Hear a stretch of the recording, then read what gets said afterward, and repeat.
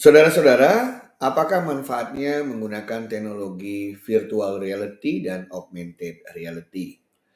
Mari kita lihat apa yang dikatakan oleh industri, terutama mereka yang sudah memanfaatkan kedua konsep teknologi ini. Dari hasil studi yang dilakukan oleh Brand Office tahun 2017, terlihat beberapa manfaat yang berhasil didapatkan dari situ.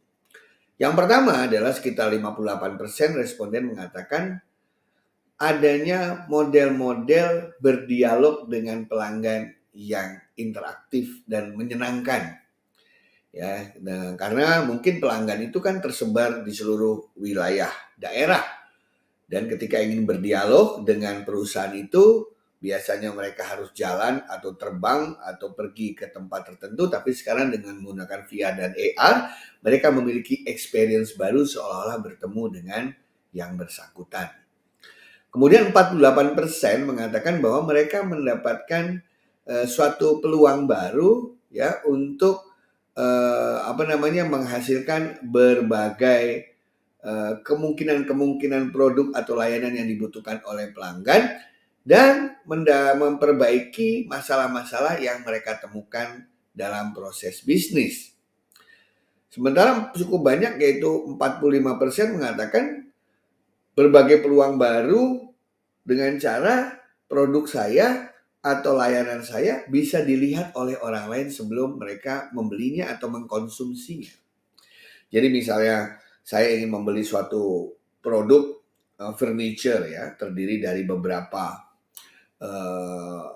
kursi, meja, lemari ya. Tetapi saya tidak berada di tempat yang bersangkutan. Saya bisa melihatnya dengan cara seolah-olah menata berbagai produk yang akan saya beli tersebut di space rumah saya. Tentu saja itu pengalaman yang mengasihkan sebelum saya membelinya.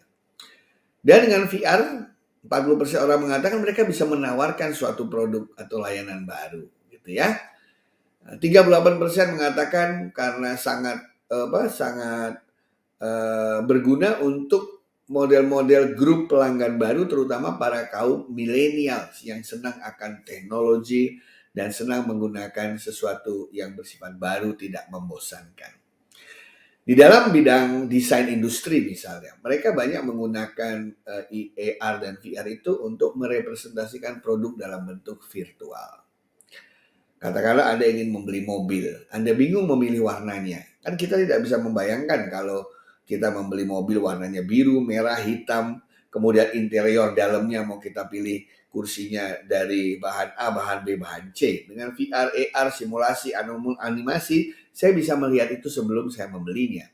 Jadi membantu desain industrial dalam menciptakan produk-produk yang diinginkan oleh pelanggannya.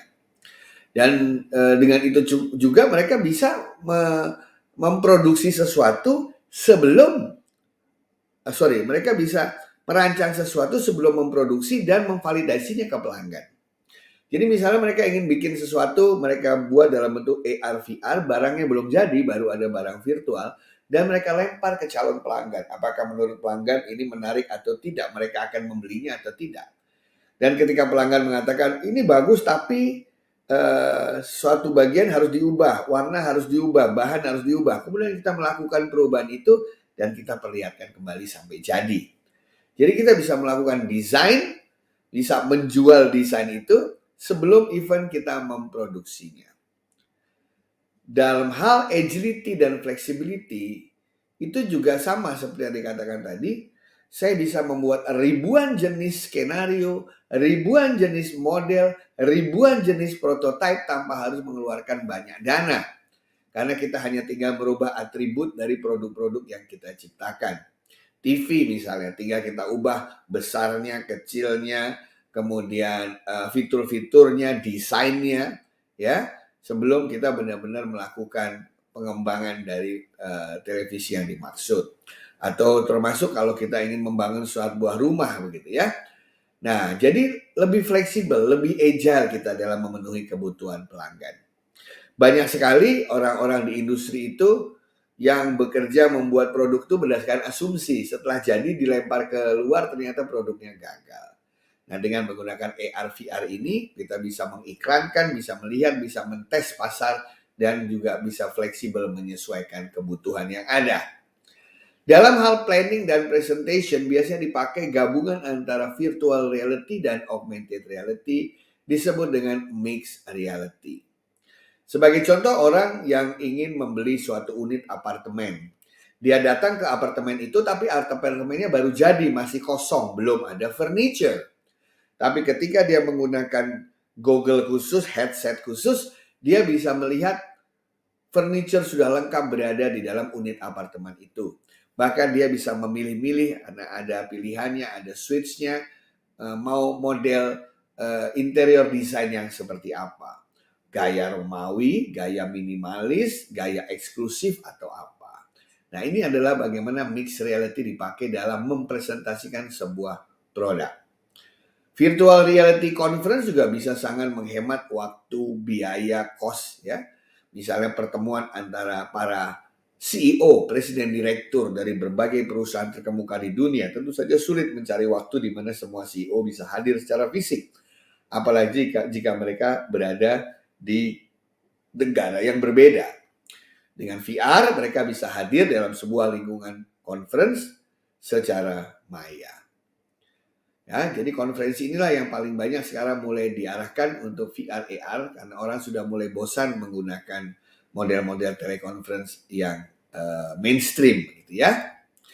Nah, dan yang terakhir ternyata dari employee itu ya, dari karyawan mereka bilang, wah bagus dengan ada AR VR kita nggak harus selalu duduk aja di meja, saya bisa jalan, saya bisa dari mana saja untuk mengikuti apa saja, hidup lebih berkualitas. Ya, dan dengan AR glasses itu kan kita bisa pindah, kita bisa bergerak begitu ya. Bahkan kalau menggunakan VR bisa lebih safe, lebih aman ketika kita bergerak karena semuanya dibatasi oleh dalam bentuk virtual.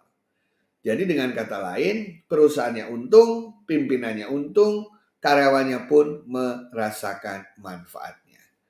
Itulah sekilas mengenai bagaimana pandangan industri, pimpinan maupun karyawan mengenai manfaat virtual reality, augmented reality, atau gabungan keduanya dalam bentuk mixed reality dalam kehidupan berorganisasi atau memiliki atau menjalankan perusahaan komersial. Terima kasih.